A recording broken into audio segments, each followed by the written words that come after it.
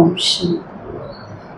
శివబాబా గారికి 28/2026 बाप दादा मीठे बच्चे, बाप आए हैं तुम्हें इस पाप की दुनिया से निकल चैन की दुनिया में ले जाने। बाबा द्वारा तुम्हें सुख शांति की 2 सौगातें मिलती हैं। మధురమైన పిల్లలు, బాబా వచ్చారు మీకు ఈ పాపపు ప్రపంచం నుండి విడిపించి సుఖమైన ప్రపంచంలోకి తీసుకొని వెళ్ళడం కోసం. బాబా ద్వారా మీకు సుఖము శాంతి అనే 2 బహుమతులు లభిస్తున్నాయి. మధురమైన పిల్లలు, తండ్రి వచ్చారు మీకు ఈ పాపపు ప్రపంచం నుండి విడిపించి సుఖమైన ప్రపంచంలోకి తీసుకొని వెళ్ళడం కోసం. బాబా ద్వారా మీకు సుఖము శాంతి అనే 2 బహుమతులు లభిస్తున్నాయి. బాబా అడుగుతున్నారు, మొత్తం ప్రపంచంలో సత్యమైన నన్స్ మీరే. సత్యమైన నన్స్ అని ఎవరిని అంటారు? మొత్తం ప్రపంచంలో సత్యమైన నన్స్ మీరే. సత్యమైనటువంటి నన్స్ అని ఎవరిని అంటారు?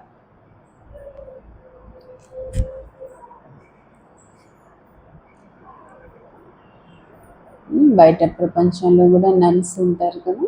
బాబా అంటారు నన్స్ అంటే సమాధానం బాబా అన్నారు, సచ్చి నన్స్ हो जिनकी बुद्धि में एक ही याद हो अर्थात నన్ బట్ వన్.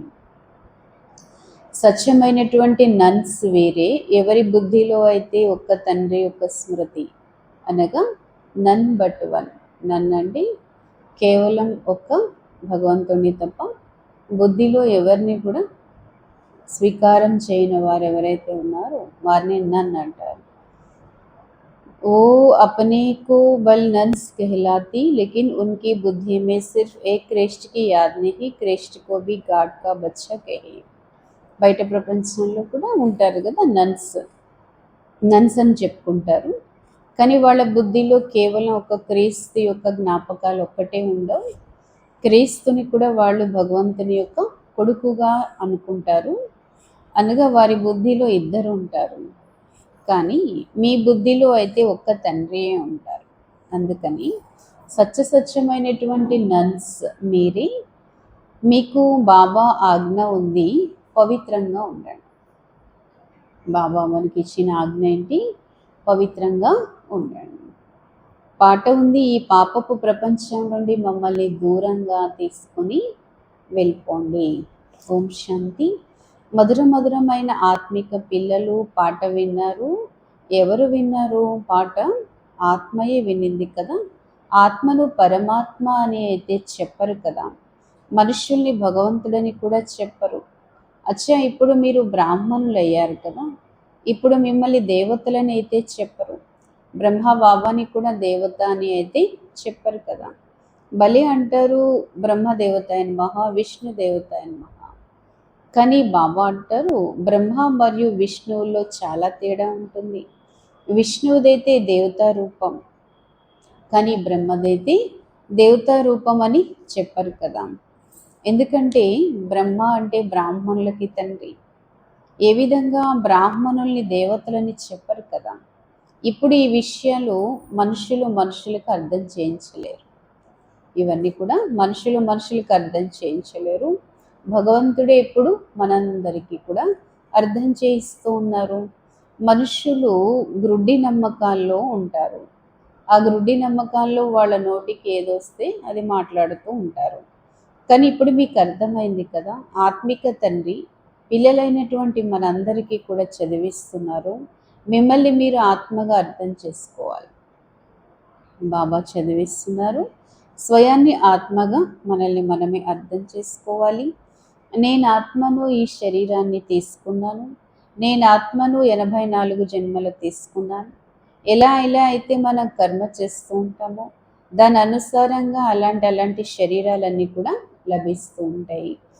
శరీరం నుండి ఆత్మ వేరైపోతుంది. ఇంకా శరీరంతో మరి ఇంకా ప్రేమే ఉంటుంది. ఆత్మ శరీరంలోంచి వెళ్ళిపోతే ఇంకా శరీరంతో ప్రేమ ఉండే విషయం ఇంకేముంది? ఆత్మ శరీరంలో ఉన్నంతసేపు శరీరాన్ని ప్రేమిస్తూ ఉంటారు. కానీ శరీరంలోంచి వెళ్ళిపోతే ఇంకెవరు ప్రేమిస్తారు? ఇంకేం ప్రేమ ఉంటుంది? బాబా అంటారు, ఆత్మతోనే ఇంకా ప్రేమ ఉంటుంది. ఆత్మనే ప్రేమతో పిలుస్తూ ఉంటారు. ఆత్మ మేం భీ ప్యార్ తబ్ హే జబ్కి ఆత్మ శరీర్ మే. అందుకనే ఆత్మని పిలుస్తూ ఉంటారు. కానీ వాస్తవంలో అయితే ఆత్మ పైన కూడా ప్రేమ ఎంతవరకు ఉంటుందంటే ఆత్మ శరీరంలో ఉన్నంత వరకే. ఇంకా శరీరాన్ని వెళ్ళినటువంటి ఆత్మల్ని ఎప్పుడో జ్ఞాపకం చేసుకుంటారు. కానీ మరి ఇంకేం ప్రేమ ఉంటుంది అంటున్నారు బాబా. శరీరం వదిలేసి వెళ్ళిపోయిన ఆత్మల్ని పితృలు అని అంటారు. మనుషులు వారిని పిలుస్తూ ఉంటారు, పితృదేవతలని అంటారు. బాబా అంటారు, వారి శరీరం అయితే ఖతం అయిపోయింది, అయినా సరే వారి ఆత్మని గుర్తు చేసుకుంటూ ఉంటారు. అందుకనే బ్రాహ్మణుల్లోకి ఆత్మని పిలిచి బ్రాహ్మణులకి దానాలు ఇచ్చి ఆ ఆత్మకు అవన్నీ కూడా చేరాయి అని అనుభవం చేస్తూ ఉంటారు. అంటూ ఉంటారు కదా, ఫలానా ఆత్మ రండి అని అంటారు, వచ్చి భోజనం తిని వెళ్ళండి అని అంటారు. అంటే ఆత్మ పైన వారికి మమకారం ఉండిపోతుంది. ఆ ఆత్మకి వాటన్నిటినీ కూడా పెడుతూ ఉంటారు. కానీ మొదటైతే శరీరం మీదే మోహం ఉంటుంది. పెట్టేటప్పుడు వాళ్ళేమో ఆత్మని గుర్తు చేసుకోరు. వారికి బాబా అంటారు శరీరం మీదే మోహం. అందుకే వాళ్ళు అనేటప్పుడు వాళ్ళకి ఆ శరీరమే గుర్తొస్తుంది. కానీ శరీరాన్ని వారు కాల్చడమో పూడ్చడమో చేసే కూడా పిలుస్తారు. కానీ ఆత్మని పిలుస్తున్నామనే విషయం కూడా వారికి తెలియదు. ఈ విధంగా వారు అనుకోరు కదా, నేను ఆత్మని పిలుస్తున్నానని ఏం అనుకోరు. ఆ పిలిచేటప్పుడు కూడా ఇంకా శరీరం ఉంది, శరీరాన్ని పిలుస్తున్నాననే అనుకుంటారు. ఆత్మయే అన్నీ చేస్తూ ఉంటుంది. ఆత్మలోనే మంచి చెడు సంస్కారాలు కూడా ఉంటాయి. బాబా అంటారు, మొట్టమొదట దేహాభిమానం ఉంటుంది, దాని తర్వాత వేరే వికారాలన్నీ వస్తాయి. మొదట దేహాభిమానమే ఉంటుంది, తర్వాత ఇతర వికారాలన్నీ వస్తాయి. బాబా అంటారు, వీటన్నిటినీ కలిపితే వికారి అంటారు. ముందేముంటుంది? దేహాభిమానం, తర్వాత వేరే వికారాలన్నీ ప్రవేశిస్తాయి. అన్ని వికారాలు కలిపి ప్రవర్తించారనుకోండి, వాళ్ళని వికారి అంటారు. అందులోనూ బాబా అంటారు, ఎవరిలో అయితే వికారాలు ఉండవో వారిని ఏమంటారంటే నిర్వికారులు అని అంటారు. బాబా అంటారు, ఇవన్నీ మీకు అర్థమవుతున్నాయి కదా, ఇవన్నీ అర్థమవుతున్న విషయాలే కదా అంటున్నారు బాబా. ఏ విధంగా ఇవన్నీ కూడా భారతీయులు తొందరగా అర్థం చేసుకుంటారు. ఇది కూడా మీకు తెలుసు. తప్పనిసరిగా భారతదేశంలో ఎప్పుడైతే దేవీ దేవతలు ఉండేవారు, వారిలో అన్ని దైవీ గుణాలు కూడా ఉండేవి. లక్ష్మీనారాయణని చూడండి, వారు ఉండేటప్పుడు దేవీ దేవతా ధర్మం ఉండేది. ఎలాగైతే క్రిస్టియన్ ధర్మంలో వాళ్ళు మేల్ మరియు ఫీమేల్ అందరినీ క్రిస్టియన్లనే అంటారు. అదేవిధంగా అక్కడ కూడా సత్యుగంలో అందరినీ దేవీ దేవతలనే చెప్తారు. రాజా రాణి ప్రజలు అందరూ కూడా దేవీ దేవతా ధర్మానికి సంబంధించి ఉంటారు. ఇది చాలా సుఖాన్ని ఇచ్చే ధర్మం. ఏది? దేవీ దేవతా ధర్మం చాలా సుఖాన్ని ఇస్తుంది.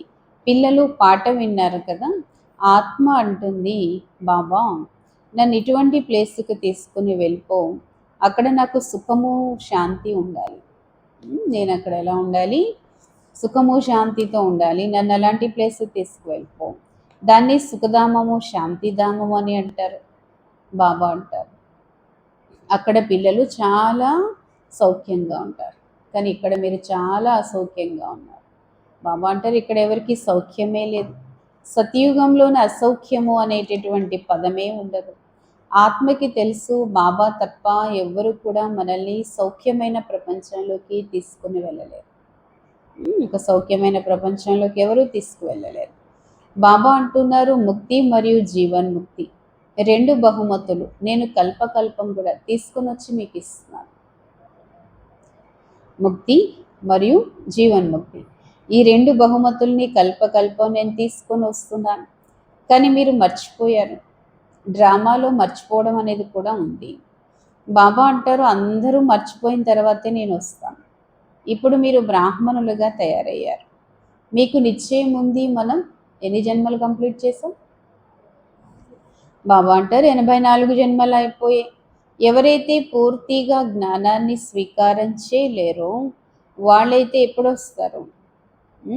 వాళ్ళు మొదట కొత్త ప్రపంచంలోకి అయితే రాలేరు. మొత్తం జ్ఞానాన్ని స్వీకారం చేయలేని వాళ్ళు త్రేత అంతంలో వస్తారు. వాళ్ళు మొత్తం జ్ఞానాన్ని వాళ్ళు ఎవరైతే జీర్ణం చేసుకోలేరు. ఆధారం అంతా కూడా పురుషార్థం పైన ఉంది. సతయుగం సుఖంగా ఉండేది, లక్ష్మీనారాయణల రాజ్యం ఉండేది. అచ్చా, మరి లక్ష్మీనారాయణలకి ముందు జన్మ ఏంటి? ఎవరుండేవారు? సతయుగానికి ముందు ఏముండేది? బాబా అంటారు. ఎవరికి ఈ విషయాలు తెలుసా? బయట వాళ్ళకి సతయుగంకు ముందు ఏముండేదని. ఈ విషయాలన్నీ మీకే తెలుసు. ముందు మీరు బ్రాహ్మణులు కదా. దేవతలకి ముందు జన్మ ఏంటి? సంగమయుగి బ్రాహ్మణ జన్మ. మరి బ్రాహ్మణుల కన్నా ముందు జన్మ ఏంటి? శూద్ర జన్మ కదా. బ్రాహ్మణులు కాకముందు ఎలా ఉండేవాళ్ళం? శూద్రులు ఉండేవాళ్ళం. వర్ణాల గురించి కూడా మీరు మంచిగా తెలియచేయచ్చు. బాబా అంటారు వర్ణాల గురించి కూడా మీరు మంచిగా అర్థం చేయించవచ్చు. మీకు ఇప్పుడు అర్థమైంది కదా. మన 21 జన్మలకి సౌఖ్యాన్ని పొందే పురుషార్థం చేస్తున్నాం. బాబా మనకి దారిని కూడా తెలియచేస్తున్నారు. ఇప్పుడు మనం పతితంగా తయారైపోయాం. బాబా అంటారు ఇదంతా కూడా అసౌఖ్యమైన ప్రపంచంగా ఉంది, చాలా దుఃఖీగా ఉంది. ఇప్పుడు ఈ విషయాలన్నీ మీకు అర్థమయ్యాయి కదా. బాబా అంటారు అక్కడ సౌఖ్యమే ఉంటుంది, అక్కడంతా సౌఖ్యమే ఉంటుంది, సుఖశాంతులు కూడా అక్కడ ఉంటాయి. కనుక బాబా పిల్లలకి బుద్ధిలో ఆది మధ్య అంత జ్ఞానాన్ని ఇప్పుడు ఇస్తూ ఉన్నారు. మీకు ఇప్పుడు అర్థమైంది కదా. సతయుగంలో భారతదేశం ఎంత సుఖీగా ఉండేది. అసలు దుఃఖము లేదా అసౌఖ్యం అనే పేరే అక్కడ ఉండేది కాదు. ఇప్పుడు మీరు పురుషార్థం చేస్తున్నారు స్వర్గంలోకి వెళ్ళటం కోసం. దేనికోసం చేస్తున్నాం? స్వర్గంలోకి వెళ్ళే పురుషార్థం చేస్తున్నాం. ఇప్పుడు మీరు తయారయ్యారు ఈశ్వరీయ సంప్రదాయాలుగా. మరియు బయట వాళ్ళందరూ ఎలా ఉన్నారు? అసురీ సంప్రదాయాలుగా. అంటారు కదా పాపాత్మ. ఆత్మలైతే అనేకం ఉంటాయి, పరమాత్మ అయితే ఒక్కరే ఉంటారు. బాబా అంటారు ఆత్మలన్నీ కూడా పరస్పరంలో సోదరులు ఉన్నారు. అందరినీ పరమాత్మ అనేది చెప్పలేం కదా. ఆత్మలందరూ కూడా సోదరులు, అలాగనే అందరిలో పరమాత్మ అయితే ఉండరు. ఇంత చిన్న విషయం కూడా మనుషుల బుద్ధిలో ఉండదు. ఇంత చిన్న విషయం కూడా వారి బుద్ధిలో. బాబా అర్థం చేస్తున్నారు మొత్తం ప్రపంచం అంతా అనంతమైనటువంటి నాటక రంగస్థలం. ఇదంతా కూడా ఒక పెద్ద టాప్.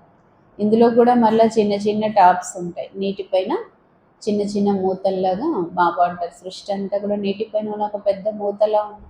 తర్వాత ఇదంతా కూడా కొన్ని చిన్న చిన్నవి ఐలాండ్స్ కూడా ఉంటాయి. అనంతమైనటువంటి టాప్ పైన, ఈ ఐలాండ్ పైన బాబా అంటే మొత్తం ఇదంతా రావణుడి యొక్క రాజ్యంగా మారిపోయింది. ఈ విషయాలన్నీ కూడా మనుషులకు అర్థం కావు. వాళ్ళు కేవలం కూర్చుని కథలన్నీ వినిపిస్తూ ఉంటారు. లంక అంటే ఏంటి? చుట్టూ నీరు, మధ్యలో భూభాగం ఉందని చెప్తారు. ఈ విషయాలు వాళ్ళకి అర్థం కాక చాలా కహానీలు చెప్తూ ఉంటారు. బాబా అంటారు కథని జ్ఞానం అని చెప్పరు కదా. కథని జ్ఞానం అని చెప్పరు. కథలో ఉండే జ్ఞానం తెలుసుకోవాలి. బాబా అంటారు ఏదో ఒక విషయం జ్ఞానం చెప్పడానికి కథ చెప్తూ ఉంటారు. అయితే బాబా అంటారు మనుషులకి కథలో మీద ధ్యాస ఉండిపోయింది, కానీ కథలో విషయం మీద జ్ఞానం లేదు. అందుకే మనుషులు ఎన్ని కథలు విన్నా వారికి జ్ఞానోదయం అయితే కాలేదు, సద్గతిని కూడా వారు పొందలేదు. జ్ఞానంతోనే సద్గతి లభిస్తుంది కదా. జ్ఞానం ఇచ్చేవారైతే ఒక్క తండ్రి, ఇంకెవరు కూడా కాదు. భక్తిలో భగవంతుడా అనేటటువంటి పదాన్ని చాలా ఉపయోగిస్తారు. భక్తులకు కూడా భగవంతుడే వచ్చి రక్షణ కూడా చేస్తారు. మనుషులకి ఎప్పుడు కూడా రక్షణ ఇవ్వలేరు. మనుషుల్ని ఎప్పుడు రక్షించలేరు. శివ్ బాబా పిల్లలైన మనందరికీ వారసత్వాన్ని ఇస్తున్నారు. వారే మనకి తండ్రి కూడా, శిక్షకుడు కూడా, సద్గురువు కూడా. శివ్ బాబా మనకి తండ్రి, శిక్షక్ మరియు సద్గురు. ఏ విధంగా శివ్ బాబాకి ఇంకా చాలా సంబంధాలు మనం జోడించవచ్చు. వకీల్, బ్యారిస్టర్, ఇవి కూడా. ఎందుకంటే మనల్ని జంజాటాల ప్రపంచం నుండి విడుదల చేసేటటువంటి వకీల్, బ్యారిస్టర్ కూడా బాబా. సత్యుగంలో ఈ జైళ్ళు ఉండవు, వకీళ్ళు ఉండరు, బ్యారిస్టర్లు ఉండరు. బాబా అందరినీ కూడా ఈ జైలు నుండి విడిపిస్తున్నారు. పిల్లలకి సర్వశ్రేష్టమైన మనోకామనలన్నీ కూడా తీరుస్తున్నారు. ఏం చేస్తున్నారు బాబా వచ్చి? పిల్లలైన మన యొక్క సర్వశ్రేష్ట మనోకామనలన్నీ పూర్తి చేస్తున్నారు. రావణుడు మన అశుద్ధమైన కోరికలన్నీ తీరుస్తాడు. అశుద్ధమైన కోరికలు ఉంటే అవి కూడా తీరుతాయి, కానీ అవే ఎవరు తీరుస్తారు? రావణుడు తీరుస్తారు. బాబా ద్వారా శుద్ధమైన కోరికలన్నీ తీరుతాయి. మనకుండే శుద్ధమైన కోరికలు శివ్ బాబా తీరుస్తూ ఉంటారు. బాబా అంటారు, శుద్ధమైన కోరికలు కానీ తీరితే సదా సుఖీగా అవుతారు, అశుద్ధమైన కోరికలు తీరితే పతితం అవుతాం, వికారీలు అవుతాం. బయట వాళ్ళు కూడా వాళ్ళ అశుద్ధమైన కోరికలు రావణుడు బలంతో తీర్చుకుంటారు, కానీ అవి తీరేక వారు నతీజా పరిణామాలు ఏమవుతాయి? పతితులుగా, వికారీలుగా అయిపోతారు, క్యారెక్టర్ లెస్ అయిపోతారు. పావనంగా ఉన్న వాళ్ళని బ్రహ్మచారి అని అంటారు. బాబా అంటారు, మీరు పవిత్రంగా ఉండాలి, పవిత్రంగా మారి మరియు పవిత్ర ప్రపంచానికి యజమానులుగా మారాలి. పతితం నుండి పావనంగా ఒక తండ్రియే తయారు చేస్తారు. సాధు సంతులు ఎవరైతే ఉన్నారో వాళ్ళందరూ వికారాలతోనే కదా పుడతారు, జన్మించేది వాళ్ళు వికారాలతో. దేవతల కోసం అలా అంటారా? వికారాలతో జన్మించారు కదా, అసలు అక్కడ వికారాలే ఉండవు. అది పావన ప్రపంచం. లక్ష్మీనారాయణులు సంపూర్ణ నిర్వికారిగా ఉండేది, భారత్ పవిత్రంగా ఉండేది. ఇప్పుడు ఈ విషయాలన్నీ మీరు అర్థం చేసుకున్నారు. సత్యుగంలో ఎంతో పవిత్రత ఉండేది, ఎంతో శాంతి ఉండేది, ఎంతో సుఖం ఉండేది, అందరూ సుఖీగా ఉండేవారు. రావణ రాజ్యం ఎప్పుడైతే వచ్చిందో అందరూ పడిపోతూ వచ్చారు. రావణ ప్రపంచం మొదలైన దగ్గర నుండి అందరం మునకలు వేస్తూ కింద పడిపోయాం. బాబా అంటారు, ఇప్పుడు అసలు ఎందుకు పనికిరాని వాళ్ళ తయారయ్యారు, ఏకదం గుడిగవగా మారిపోయారు. మరలా వజ్ర సమానంగా ఎవరు తయారు చేస్తారు? బాబా ద్వారా వజ్ర సమానంగా తయారవుతాం. భారతదేశం సత్యుగం ఉండేటప్పుడు భారత్ వజ్రతుల్యంగా ఉండేది, కానీ ఇప్పుడు భారత్ గుడిగవ్వగా మారిపోయింది. బాబా అంటారు, ఏ విధంగా? అసలు చెప్పాలంటే దీన్ని గుడ్డిగవ్వకపోయినా చిన్న విలువ ఉంటుంది కానీ అది కూడా లేదు, ఎందుకంటే ధర్మమే మర్చిపోయారు. భారతీయులకి తమ ధర్మం గురించి కూడా తెలియదు, ఎన్నో పాపాలు చేస్తూ ఉంటారు, కానీ సతయుగంలో పాపం అనేది ఉండదు. మీరు దేవీ దేవత ధర్మం ఎంత ప్రసిద్ధైన ధర్మవస్తులు. మీరు దేవతలకైతే ఎన్నో చిత్రాలు కూడా ఉంటాయి భారతదేశంలో, అదే వేరే ధర్మాల వాళ్ళకైతే ఒకటే చిత్రం ఉంటుంది. క్రిస్టియన్స్ దగ్గర అనుకోండి ఒక క్రీస్తు చిత్రమే ఉంటుంది, బౌద్ధుల దగ్గర అనుకోండి ఒక బుద్ధుని చిత్రమే ఉంటుంది. క్రిస్టియన్లు క్రీస్తునే గుర్తు చేసుకుంటూ ఉంటారు. అలా గుర్తు చేసుకునే వాళ్ళు నన్స్ అని కూడా అంటారు. నన్స్ అంటే ఒక్క క్రీస్తు తప్ప మరెవ్వరు గుర్తు రాకూడదు. None but one, none but Christ, బ్రహ్మచారి అయితే. అందుకనే అంటారు కదా, నన్ను అనగా క్రీస్తుని గుర్తు చేసుకుంటూ ఉంటారు, బ్రహ్మచారిగా ఉంటారు. వాస్తవంలో మీరే నన్స్. మీరు గృహస్థ వ్యవహారంలో ఉంటూ కూడా నన్స్గా ఉన్నారు, నన్స్గా ఉన్నారు. గృహస్థులో ఉంటూ కూడా ఒక్క తండ్రినే గుర్తు చేసుకుంటూ ఉంటారు. నన్ బట్ వన్, ఒక్క శివ్ బాబా, మరెవరూ లేరు. కానీ అదే నన్స్ బయట నన్స్ బుద్ధిలో అయితే ఇంకా ఇద్దరు ఉంటారు. ఎందుకంటే క్రీస్తుకి తండ్రి ఒకరు ఉన్నారు, భగవంతుడు అని అంటారు. క్రీస్తు కూడా భగవంతుడి కుమారుడు అని చెప్తారు. కాబట్టి వారికి భగవంతుడి యొక్క జ్ఞానం లేదు, క్రీస్తు గురించి తెలుసు కానీ ఆ భగవంతుడు ఎవరు అనేది తెలియదు. పిల్లలు, మీకు జ్ఞానం అంతా ఉంది, మొత్తం ప్రపంచంలో ఎవరు ఇటువంటి వారు లేరు. వారికి పరమాత్మకి సంబంధించిన జ్ఞానం ఉంది అని చెప్పేవాళ్ళు ఎవరు లేరు. పరమాత్మ ఎక్కడుంటారు, ఎప్పుడు వస్తారు, వారి యొక్క పాత్రే, ఇవన్నీ ఎవరికీ తెలియదు. భగవంతుడిని జానీ జానహార్ అని అంటారు, అంటే అన్నీ తెలిసినవాడు, సర్వం తెలిసినవాడు అని అనుకుంటారు. ఏమనుకుంటారంటే వారు మన మనసులో ఉండే విషయాలు కూడా భగవంతుడికి తెలుసు అని అనుకుంటారు. బాబా అంటారు, అవన్నీ తెలుసుకొని ఏం చేస్తాం? నాకు తెలీదు అంటున్నారు బాబా. నాకేం పట్టింది, నేనెందుకు మీ మనసులో అవన్నీ తెలుసుకుంటాను, అవసరం ఏంటి అంటున్నారు బాబా. ఏ విధంగా అందరి మనసులో విషయాలు తెలుసుకొని ఏం చేస్తాం, ఉపయోగం ఏముంది అంటున్నారు బాబా. అందరి మనసులో విషయాలన్నీ చదివి ఏమవుతాం? బాబా అంటారు, నేను వచ్చిన పనేంటి, నేను చేసే పనేంటి, పతితుల్ని పావనంగా చేయడానికి వచ్చాను, ఆ పనే చేస్తాను. మీ అందరి మనసులో విషయాలు చదివి ఏం చేస్తాం? బాబా అంటారు, దానివల్ల ప్రయోజనం ఏమీ లేదు. ఒకవేళ ఎవరైనా పవిత్రంగా లేరనుకోండి, అయినా ఉన్నామని అబద్ధం చెప్పారనుకోండి, ఎవరికి నష్టం? నాకేం నష్టం? నేనెందుకు చదవాలి అవన్నీ అంటున్నారు బాబా. ఎవరైతే పొరపాటు చేశారో నష్టపోయేది వాళ్ళే, నష్టం వాళ్ళకే చేరుతుంది. అందుకని నేను మనసులో ఏం జరుగుతుంది అనే విషయాలన్నీ చదవాల్సిన అవసరం ఏమీ లేదు. అంటారు కదా, దేవతల సభలో ఒకవేళ వచ్చి అసలు కూర్చుంటే ఏమవుతుంది? సభ దేవతా సభ, కానీ సభలోకి అసలు వచ్చి కూర్చుంటే ఏమవుతుంది? బాబా అంటారు, అక్కడ అమృతం పంచుతుంటే ఎవరో వికారీలు వచ్చి కూర్చున్నారు దాగోని అని, సీక్రెట్గా వచ్చి కూర్చుని పోయారనుకోండి, వాళ్ళు ఏమంటారు అక్కడ? బాబా అంటారు, దేవతల సభలో అసురులు వచ్చి సీక్రెట్గా కూర్చున్న వాళ్ళు దేవతలు అయిపోరు కదా, వాళ్ళని అసురులని అంటారు. బాబా అంటారు, అలా వచ్చి కూర్చోకూడదు, అయినా కూర్చున్నారు. అప్పుడు వాళ్ళకి వాళ్ళే పదవి భ్రష్టులు అయిపోయినట్టే. వాళ్ళ పదవి వాళ్ళే పోగొట్టుకుంటారు. కాబట్టి ప్రతి ఒక్కరూ తమ పురుషార్థం తాము చేయాలి, లేకపోతే తమని తామే సత్యనాశనం చేసుకున్నట్టే. ఏమవుతుంది? పురుషార్థం సరిగ్గా చేయకపోతే ఏమవుతుంది? స్వయాన్ని సత్యనాశం అంటే ఏంటి? అన్ని విధాలా పాడు చేసుకుంటారు, సర్వనాశనం అంటారు కదా అది. బాబా అంటారు, చాలామంది ఎలా ఉంటారంటే సీక్రెట్గా కూర్చుంటారు. బాబా అంటారు చిప్కర్, అంటే ఏదో పొరపాటు చేస్తారు, ఏమీ తెలియనట్టుగా సీక్రెట్గా కూర్చుంటారు. అంటారు, అసలు మేము వికారాల్లోకి ఏమైనా వెళ్తామా ఏంటి? మేము ఏ తప్పు చేయం, మేము ఏ వికారాల్లోకి వెళ్ళామని అంటారు. కానీ వాళ్ళు వికారాల్లోకి వెళ్తారు. బాబా అంటారు, ఇది ఏంటంటే తమని తాము మోసగించుకోవడమే. దీన్ని ఏమంటారు? అపనేకో ఠగనా, అంటే స్వయాన్ని స్వయం మోసం చేసుకోవడం అంటారు. తమని తాము సత్యనాశనం, అంటే తమని తాము సర్వ విధాలా కూడా నాశనం చేసుకుంటూ ఉంటారు. పరంపిత పరమాత్మకు కుడి భుజం ధర్మరాజు ఉన్నారు. వారి ముందు ఎప్పుడు కూడా అసత్యం చెప్పే అలవాటు ఉండకూడదు. భగవంతుని కుడి భుజం ఎవరు? ధర్మరాజు. వారి ముందు ఎప్పుడు అసత్యం చెల్లదు. బాబా అంటారు, స్వయమే దండనకు భాగస్వాములు అవుతారు. అబద్ధం చెప్తే, అసత్యం చెప్తే ఏమవుతుంది? స్వయం దండనకు భాగస్వాములు అవుతారు. కానీ చాలా సెంటర్స్లో ఇటువంటి వారు ఉంటారు. బాబా మొట్టమొదట ఢిల్లీ గురించి చెప్పారు. ఢిల్లీలో బాబా ఒకసారి ఢిల్లీ వెళ్ళారు. రోజు ఒకరు వచ్చేవారు, కానీ వారు వికారాల్లో కూడా అలాగే వెళ్ళేవారు. వారిని అడిగారు, పవిత్రంగా లేనప్పుడు అసలు మీరు ఇక్కడికి ఎందుకు వస్తున్నారు?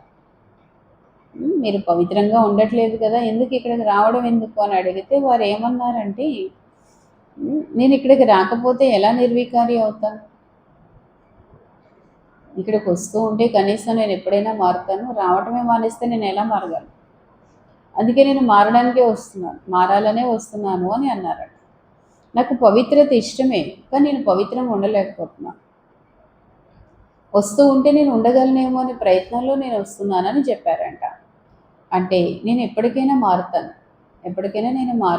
నాకు ఇష్టమే కదా పవిత్రత, నేను ఎప్పటికైనా మారుతాను. నేను రావటం మానేస్తాను అనుకోండి, ఇంకా నేను విషయ విషయ వాంఛల్లో మునిగిపోతాను, ఇంకా నాకు విషయ వాంఛలు ఎక్కువైపోతాయి. ఇక్కడికి వస్తే నేను మారుతానని వస్తున్నాను అని అన్నారు. నాకు ఇంకో దారి లేదని కూడా తెలుసు, అందుకే నేను ఇక్కడికి వస్తున్నాను అని చెప్పారట. బాబా అంటున్నారు, కానీ మీరు రావటం వల్ల వికారాల్లోకి వెళ్ళి మళ్ళీ మీరు ఇక్కడికి వచ్చి కూర్చుంటే ఏమవుతుంది? మీ తాలూకా మానసిక స్థితి బాగోదు, మీరు వాతావరణాన్ని పాడు చేస్తారు కదా మరి. ఇలా ఎంతకాలం వస్తూ ఉంటారు, ఎంతకాలం వికారాల్లోకి వెళ్తూ ఉంటారు, ఇది ఎంతకాలం చేస్తారు మీరు అని అడిగారు. వాతావరణం అయితే వికారాల యొక్క బాబా అంటారు, వాతావరణం పాడవుతూ ఉంటుంది. పావనంగా ఎవరైతే అవుతారో బాబా అంటారు, అలాంటి వారికి పతితుల్ని చూస్తే ఎలా ఉంటుంది? అసహ్యంగా అనిపిస్తుంది, వారిని చూస్తే ద్వేషంగా అనిపిస్తూ ఉంటుంది. అంటారు కదా బాబా, మేము ఇంత పావనంగా ఉంటున్నాము, ఈ పతితమైన వాళ్ళు వాతావరణాన్ని పాడు చేస్తున్నారు, వీరి చేతి వంట తినడం మాకు నచ్చటం లేదు అని బాబా యుక్తి చెప్తారు. बाबा ने युक्ति भी बताई, खान पान की किटकिट होती ऐसे तो नहीं, नौकरी छोड़ दे फिर युक्ति से चलाना होता है. బాబా అంటారు, యుక్తిగా చెప్పండి, జాగ్రత్తగా చెప్పుకోవాలి. బాబా అంటారు. ఇంట్లో కూడా ఇలాంటి చాలా సమస్యలు ఉంటాయి. ఖాన్ పాన్‌కి, తినే త్రాగే విషయాలకి చాలా కిటకిటలు అవుతూ ఉంటాయి, గొడవలు అవుతూ ఉంటాయి. బాబా అంటారు, అలాగని బాబా మేము ఇంట్లో ఉండక తప్పటం లేదు, ఇంట్లో వాళ్ళు సరిగ్గా ఉండటం లేదు. అలాగని ఉద్యోగం అన్నీ వదిలేసి పూర్తిగా సమర్పితం అవ్వాలి అంటే గృహస్థులం, అది మాకు లేనే లేదు. కాబట్టి మరి యుక్తిగా బాబా అన్నారు అవకాశం లేనప్పుడు ఏం చేస్తారు? ఎలాగోలా సర్దుకొని యుక్తిగా నడుచుకోండి. कोई को समझाओ तो బిగడ పడితే పోనీ ఇంట్లో వాళ్ళకి ఏదైనా చెప్దామా, శుద్ధంగా ఉండండి, లేకపోతే ఏదైనా అంటే వాళ్ళు మొత్తం రివర్స్ అయిపోతూ ఉంటారు. పవిత్రంగా ఎలా ఉంటారు, ఇది మా వలన అవుతుందా అని వాళ్ళు అంటారు అని చెప్పి బాబాకి అన్నీ చెప్పుకుంటూ ఉంటారు. బాబా అంటారు, వాళ్ళు ఏమంటారు బయట వాళ్ళు పవిత్రంగా ఉండండి, శుద్ధమైన అన్నం, శుద్ధమైన నీళ్ళు అంటే ఎక్కడ వినలేదు, ఇవేం విషయాలు అని అంటారు. సన్యాసులు కూడా ఇలాగ ఉంటారేంటి, సన్యాసులే పవిత్రంగా లేరని చెప్పేస్తూ ఉంటారు. సన్యాసులు కూడా ఇల్లు వాకిళ్ళు ఎందుకు వదిలేశారు, ఇంట్లో ఉంటే ఎవరైనా ఉండగలరేంటి, అందుకే వాళ్ళు వదిలేకపోయారు అని చెప్తూ ఉంటారు. బాబా అంటారు ఇల్లు వాకిళ్ళు వదిలి వెళ్ళిపోతూ ఉంటారు, అందుకనే వాళ్ళు ఇక్కడ ఉండలేకే ఇంట్లో ఉంటే అవ్వదనే కదా అక్కడికి వెళ్ళి వాళ్ళు పవిత్రంగా ఉన్నారు, కానీ ఇక్కడ ఉంటూ ఇవన్నీ అంటే అవుతుందా అని అంటూ ఉంటారు. కానీ ఎవరికీ తెలియదు కదా, స్వయంగా పతిత పావనుడు పరంపిత పరమాత్మ చదివిస్తున్నారు. ఇప్పుడు ఇది అంత అసంభవం కాదు, ఈజీగానే ఎక్కడ ఉన్నా సరే ఎవరైనా చేయొచ్చు. వాళ్ళకి తెలియదు కదా, అప్పుడంటే స్వయం యొక్క బలం, కానీ ఇప్పుడు పరమాత్మ బలం ఉంది, పరమాత్మ చదువు ఉంది. తో నహి మాన్తే ఇస్లే విరోధ్ కర్తే. అయినా కొందరికి ఇవన్నీ తెలియక అర్థం కాక విరోధం చేస్తూ ఉంటారు, వ్యతిరేకిస్తూ ఉంటారు. శివబాబా బ్రహ్మతనువులోకి వచ్చారు. ఏదైనా శాస్త్రంలో ఉందా ఈ విషయం చూపించండి అని అంటారు. గీతలో వ్రాయబడింది కదా నేను సాధారణ వృద్ధతనువులోకి వస్తానని. అసలైన పుస్తకంలోనే ఉంది, ఏ పుస్తకంలో ఉండడం ఏంటి, గీతలోనే ఉంది. మీకు మీ జన్మల గురించి తెలియదు, నేనే వచ్చి తెలియ చెప్తాను అని కూడా ఉంది కదా, ఇవన్నీ వ్రాయబడి ఉన్నాయి, మీరు ఎలా చెప్తారు? వాళ్ళు అంటూ ఉంటారు పరమాత్మ ఎలా మనిషి తనువులోకి వస్తారని. పతిత తనువులోకి వచ్చి దారిని చెప్తున్నారని మీరు ఎలా చెప్పగలరు అని అంటారు. మీరు చెప్పాలి, కల్పం ముందు కూడా వచ్చారు కనుకనే చెప్పారు, ఇప్పుడు కూడా వచ్చారు చెప్తూ ఉన్నారు. వారు చెప్తున్నారు నిరంతరం నన్ను గుర్తు చేయండి,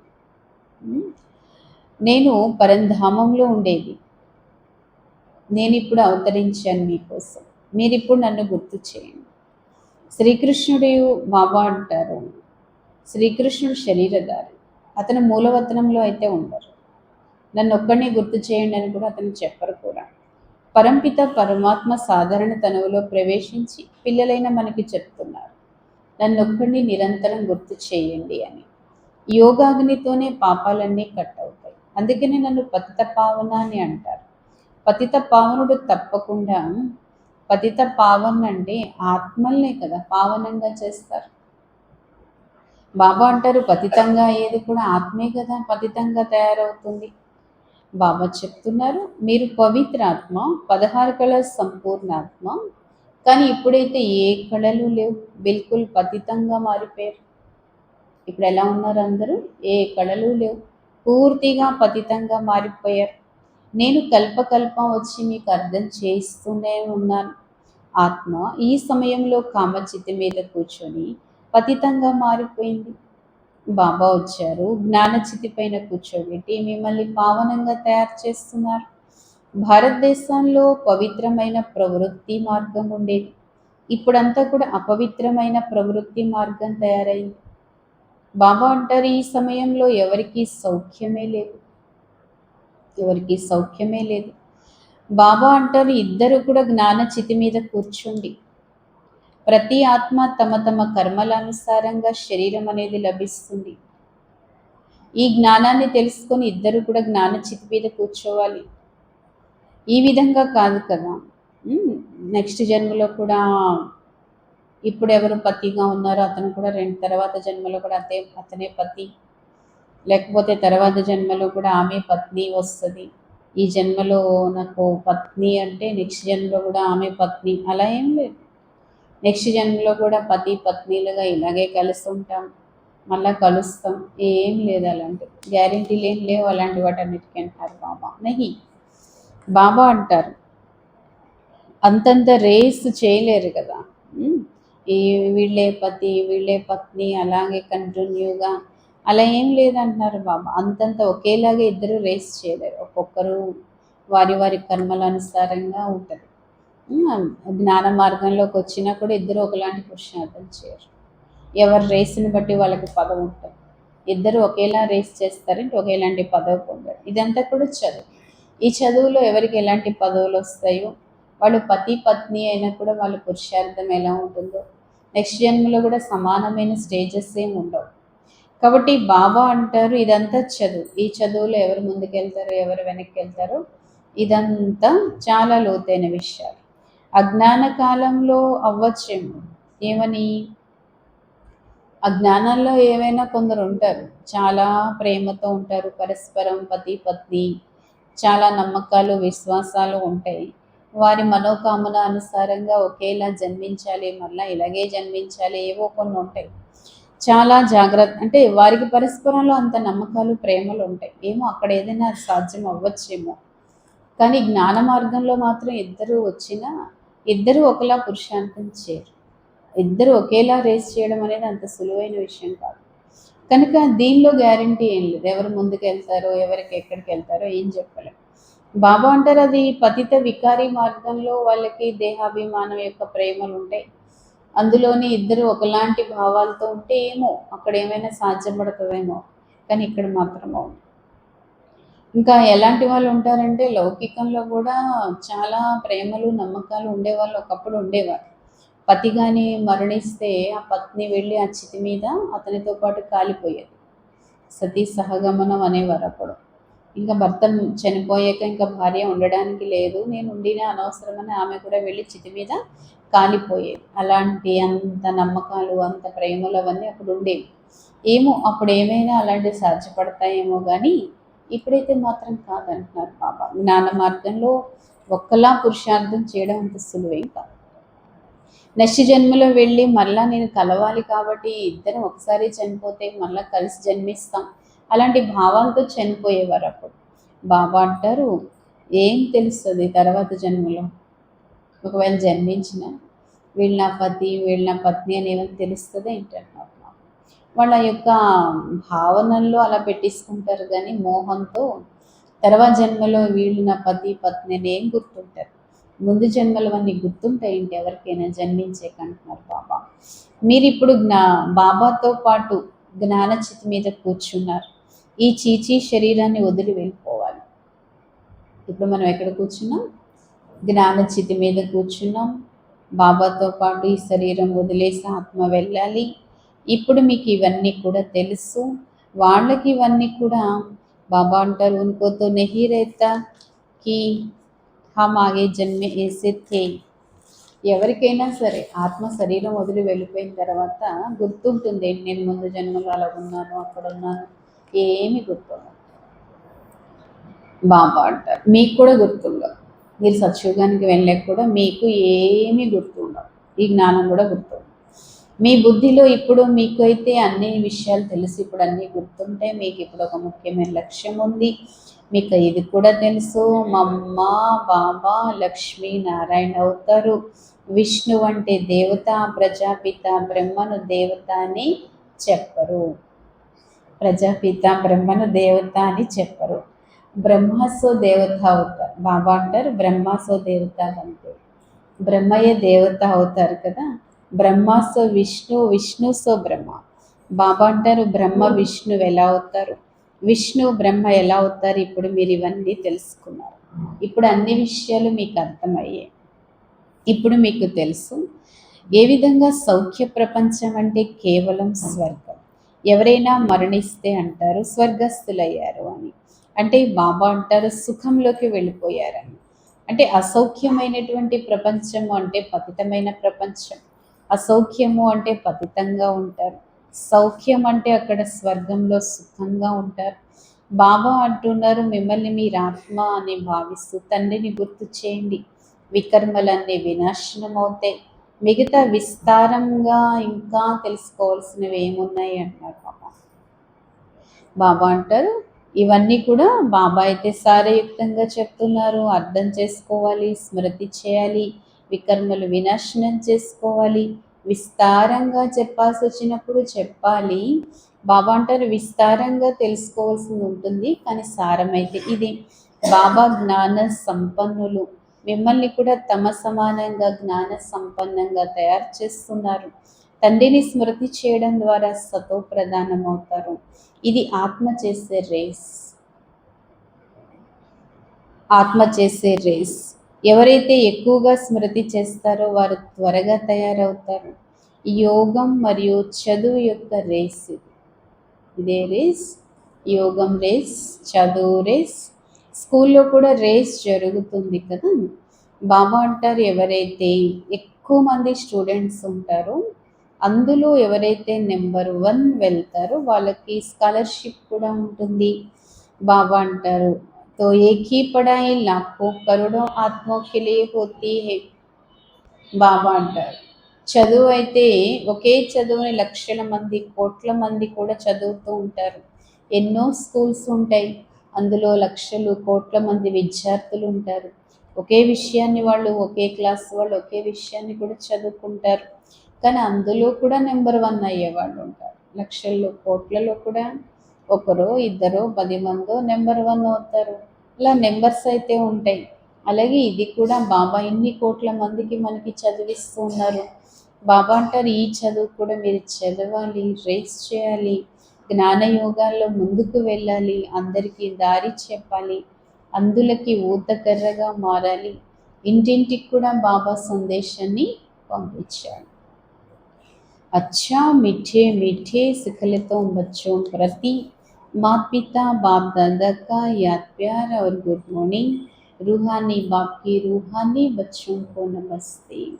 अच्छा हम रूहानी बच्चों में रूहानी बाप दादा को याद प्यार, गुड मॉर्निंग और नमस्ते नमस्ते नमस्ते. धारणा కోసం ముఖ్య సారం అశుద్ధమైన కామనలన్నీ త్యాగం చేసి శుద్ధమైన కామనని పెట్టుకోండి. అశుద్ధమైన కోరికలన్నీ విడిచిపెట్టాలి, శుద్ధమైనటువంటి కోరికలు పెట్టుకోవాలి, శుద్ధ కామన పెట్టుకోవాలి. అన్నిటికన్నా శుద్ధమైన కోరిక ఏంటి? పవిత్రంగా ఉండాలి, పవిత్ర ప్రపంచానికి యజమాని అవ్వాలి. ఇది శుద్ధమైన కోరిక. ఇలాంటి కోరికలు పెట్టుకోండి.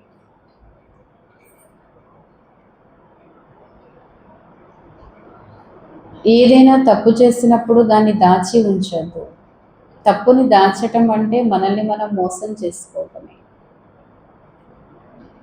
పొరపాటు చేసి దాచిపెడితే అది స్వయాన్ని మోసం చేసుకోవడమే. ధర్మరాజైన తండ్రి దగ్గర సదా సత్యంగా ఉండాలి. ధర్మరాజైన బాబా దగ్గర సదా సత్యంగా ఉండాలి.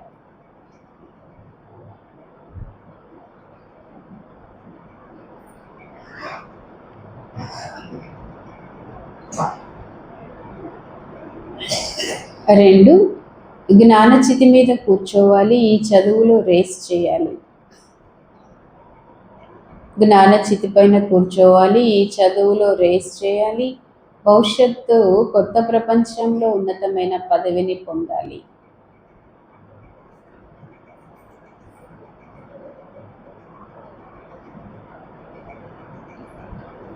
యోగాగ్నితో వికర్మల యొక్క ఖాతాలన్నీ దగ్ధం చేసుకోవాలి. యోగాగ్నితో వికర్మల యొక్క ఖాతాలన్నీ దగ్ధం చేసుకోవాలి. వరదానం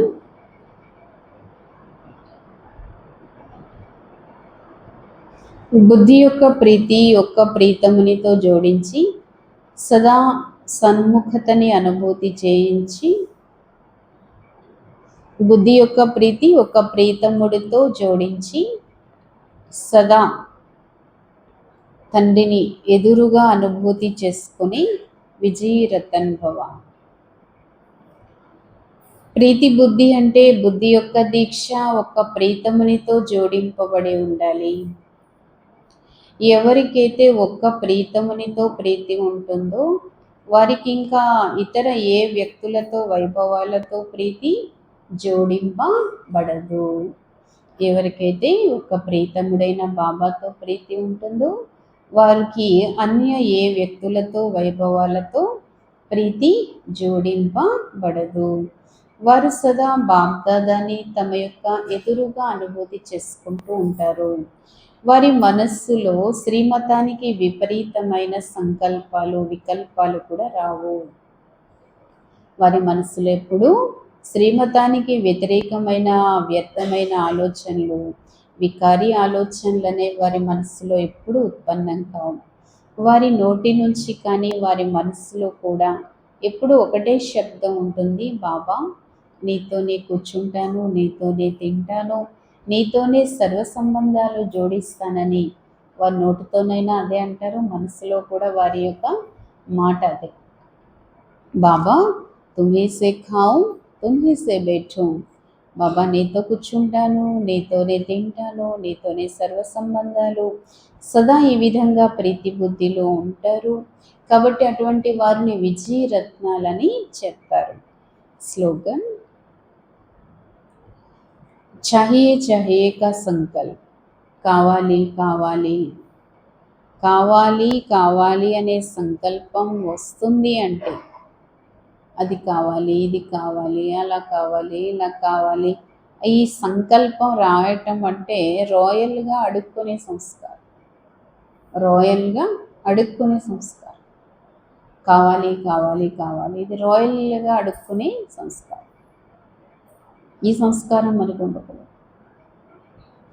అవ్యక్త ఇషారా పవిత్రత యొక్క బీజాన్ని ఎలాగైతే బాబా అంటారు, అపవిత్రత యొక్క విత్తనాన్ని సమాప్తి చేసి సంపూర్ణ స్వచ్ఛంగా పవిత్రంగా మారండి. అవ్యక్తేశ్వర అపవిత్రత అనే విత్తనాన్ని సమాప్తి చేసుకొని సంపూర్ణ స్వచ్ఛంగా పవిత్రంగా మారండి. సంఘం యుగంలో బాప్దాదా పిల్లలందరికీ కూడా మొదట వ్రతం ఇచ్చారు, సంపూర్ణ పవిత్ర భవ. సంఘం యుగంలో బాప్దాదా పిల్లలందరికీ మొట్టమొదట వ్రతం ఇచ్చారు, సంపూర్ణ పవిత్ర భవ. ఈ పవిత్రత యొక్క వ్రతం కేవలం బ్రహ్మచర్య వ్రతం వరకే పరిమితం కాదు. ఇది బ్రహ్మబాబా సమానంగా ప్రతి మాటలో పవిత్రత యొక్క వైబ్రేషన్ ఇమిడి ఉండాలి. బ్రహ్మచర్యం వరకే, శరీర బ్రహ్మచర్యం వరకే కాదు, మాటల్లోనే ఉంచే ధ్వని, మాటల్లో నుంచి ప్రతి మాటలో ఉండే ఒక పవిత్రమైన వైబ్రేషన్ ఉండాలి. ఎంత చక్కని అండర్లైన్. ఒక శబ్దం మన నోటి నుండి వస్తుందంటే అందులో ఒక పవిత్రత యొక్క వైబ్రేషన్ ఉండాలి. దాన్ని సంపూర్ణ పవిత్రత అని చెప్పాలి. ప్రతి ఆలోచనలో కూడా పవిత్రత యొక్క మహత్ సువాసన, ప్రతి ఆలోచనలో ఒక పవిత్రత యొక్క మహత్, ఒక సుగంధం, ఒక సువాసన ఉండాలి. బాబా అంటారు ప్రతి కర్మలో కర్మయోగి జీవితం యొక్క అనుభవం ఉండాలి. ప్రతి కర్మలో కర్మయోగి జీవితం యొక్క అనుభూతిని చేయాలి. దీన్ని అంటారు బ్రహ్మచారి, బ్రహ్మచారి. ఓన్లీ బ్రహ్మచారి కాదు, బ్రహ్మచారి. బ్రహ్మ బాబాని ఆచరించడం. అచ్చా, ఓం శాంతి.